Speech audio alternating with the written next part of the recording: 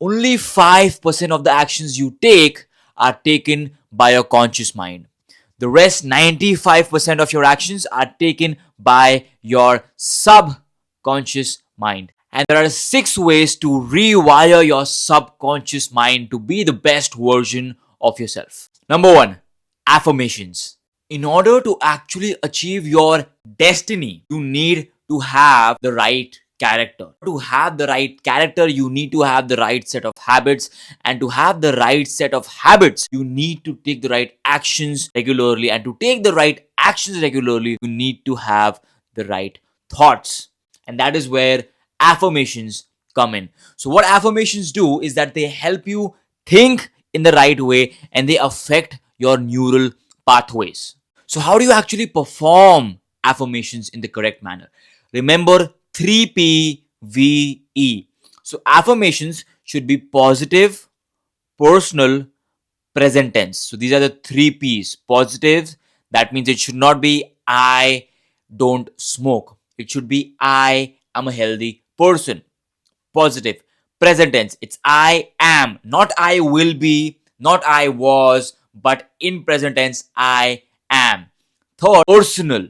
So personal, that means I, not we, not you. You're not basically, you're not writing as you're writing as I am a healthy person. So that is an affirmation that you can use if you want to be more healthy, if you want to quit smoking, avoid bad habits, avoid drinking. So this is an affirmation that you could use. Visual, you should be able to visualize your affirmations, whatever you've written down. If it's not visual, then it's not going to have as much of an effect. For example, now if I talk about, let's say, I am a healthy person.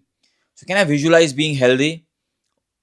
To a certain extent I can, but let's say, for example, some people cannot visualize it as much, then I add something visual. For example, I am a healthy person, I regularly eat green vegetables. So that's now a little more visual.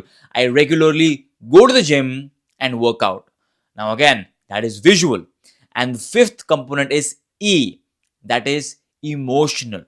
Your affirmation should have some sort of an effect on you. And whenever you're kind of narrating that affirmation to yourself, you should feel that you are already, try and feel you are already becoming that person. If you are not attaching an emotion to it, it is not going to have as much of an impact, because then you're just mumbling words, you're just writing words down without actually them having any effect on you. So 3PVE, make sure that it's positive, present, personal, visual, and emotional. And whatever best version you want to be, create affirmations around that person. For example, I am a hardworking person. I manage my time really well. I am a productive person. I am very efficient. I make sure that whatever I write in my to-do list, I get it done. You need to hammer it in your subconscious mind, and only then does it start to take effect. You'll first observe that the effect is short term, when you're doing that. But as you do it more and more and more, you'll feel that the effect is now spreading throughout your day. So it's a gradual process. You need to do it at least for 20 25 times in a month, and then you'll start observing the difference. Number 2, visualization. When you visualize your dream life or your best version and you feel that emotion, my God, does it give you so much power. In fact, I'll tell you a little story.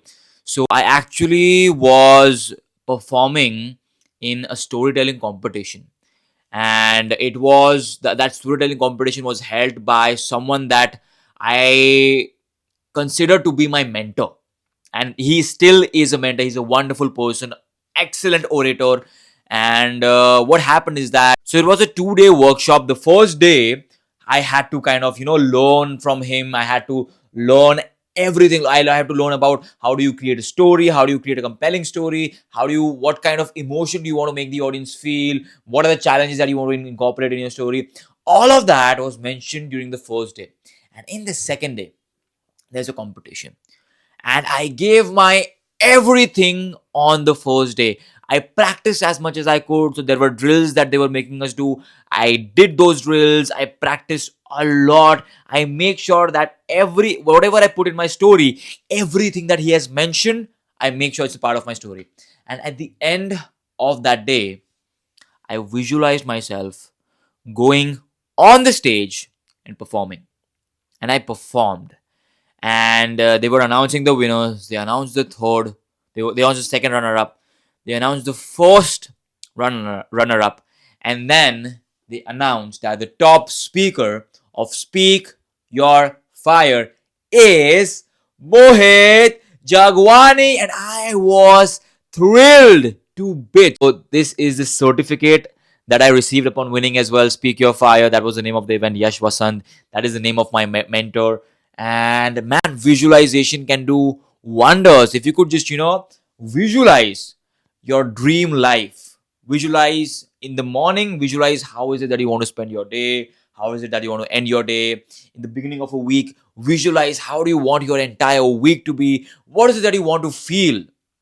Correct? Visualize how is it that you want your entire month to be, an entire year to be, in the beginning of the year, in the beginning of the month, in the beginning of the week, and the beginning of the day.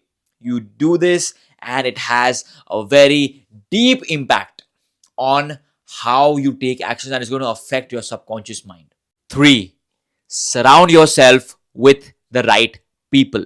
The amount of impact the people you surround yourself with have on your actions and on the way you think, it is tremendous. And I'm not just saying this. In fact, there was a research done by Harvard, and it said that the biggest predictor of someone's success is not how educated they are, not how smart they are, or not how hard they work.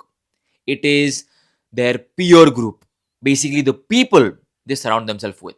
Whoever you surround yourself with, you will consciously or subconsciously adopt their habits. For example, if you surround yourself constantly with negative people, you'll start to have more negative thoughts, you'll start to have more negative feelings. Similarly, if you surround yourself with more positive people, you'll start to have more positive thoughts, you'll start to have more positive feelings.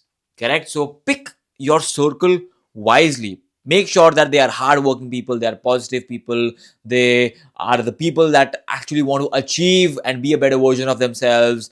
So surround yourself with people that want to be a better version of themselves, and as a byproduct, they are also going to affect your subconscious mind, and you will become a better version of yourself as well. Number 4, watching content that helps you be a better version of yourself. Now, we do not realize, but the things that we put in our mind heavily dictate, consciously or subconsciously, our actions. So whatever influencers you follow, whatever YouTubers you are subscribed to, whatever you are watching, it heavily impacts your mind. What are the people whose content you are consuming that is not productive, that is actually, and you're just watching it mindlessly because it's just some sort of fun, and you do not gain anything out of it. Okay? And also, by the way, if you watch it and it gives you relaxation while it not destroying your mind, correct, if it's that kind of content, then still keep it because it's relaxing you, and relaxation is important. But if that content is very, it's just stupid and it is degrading your mind, do not watch it. Even if it is relaxing but it is degrading your mind, then don't watch it. It should be relaxing yet not degrading. Take an audit and unsubscribe people that actually are degrading your mind, that are not providing, not doing anything useful, not contributing to your growth. Correct? Remove them, and just keep on watching the content of people that actually help you grow in your life. Alex Hormozy, like David Goggins, or anyone that you feel motivates you or energizes you, watch the content. Number 5, meditation. And meditation is something that I got into 2 years ago. And when I first began meditating, I used to meditate, like I started with 15 minutes a day. And then I got to a point where I was meditating for approximately an hour every day, and I continued that for 6 months. And the amount of impact it had on me, it's mind blowing. And what I did was that I followed guided meditations by Dr. Joe Dispenza. I will link them down below as well. And there's this book called how to break the habit of being yourself. So if you want to get into meditation and you want to know about how you can utilize meditation to improve yourself and become a better version of yourself, break your bad habits, break the previous version of yourself that is not helping you grow, that is an excellent book, How to Break the Habit of Being Yourself by Dr. Joe Dispenza. And you read it, and if you feel like you want to meditate more, listen to his audiobook if there's an audiobook available on Audible, and read the entire book, because man, it is going to give you so much perspective on how you can use meditation to actually rewire your mind. It's amazing. Number 6, building the right habits. Now, people do not realize, but you are a sum of your habits. If you have a habit of smoking regularly, there's a big chance that you're going to be unhealthy. Your stamina is going to be low, and there's a big chance that you might get cancer.